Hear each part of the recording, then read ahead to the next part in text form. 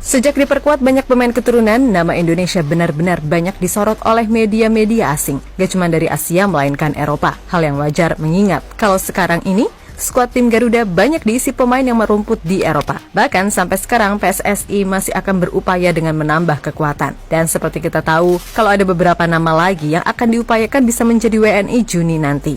Yang mana mereka adalah Martin Pos, Ole Roumanie, Kelvin Verdonk, dan Kevin Dix. Tentu bila mereka bisa join tepat waktu, maka bisa dibilang skuad Indonesia bisalah untuk bersaing dengan tim-tim menengah ke atas di Asia. Nah, langkah Indonesia ini jelas bagaimanapun udah dipantau oleh media-media Irak dan Filipina yang akan melawan kita di bulan Juni nanti. Yang mana keduanya cukup dibuat heran dengan sat-satnya manuver PSSI bisa mendatangkan banyak pemain keturunan dalam waktu singkat. Terlebih pemain-pemain yang baru join atau yang akan join nanti, semuanya adalah pemain yang masuk grade A. Jelas bagaimanapun, itu akan membuat kekuatan timnas Indonesia pasti jauh lebih kuat dibandingkan beberapa bulan lalu.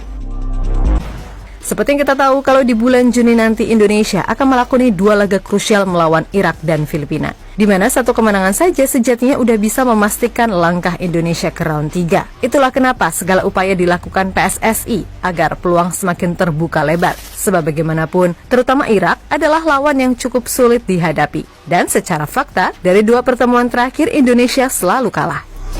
Lebih lanjut, pelatih Irak, Jesus Casas sendiri menilai kalau laga di GBK Juni mendatang akan berlangsung sangat berbeda dari 2 pertemuan sebelumnya. Sebab ya tadi, Indonesia kemungkinan bakal turun dengan tim terbaik yang kental dengan aroma timnas Belanda. Jika Indonesia menggunakan taktik yang sama seperti melawan kami di Basra dan Qatar, kami akan menang dan kami akan memberikan tekanan kepada mereka sepanjang pertandingan. Tapi tentu saja setiap pertandingan pasti berbeda. Sebelumnya kami bermain di Basra dan atmosfernya berbeda. Lalu di Qatar juga berbeda. Ketika itu situasinya memang lebih menguntungkan kami. Tapi laga melawan Indonesia di bulan Juni nanti pasti akan jauh lebih sulit karena mereka tim yang semakin berkembang dengan skuad yang banyak beraroma Belanda. Ucap Casas dikutip dari Shafak.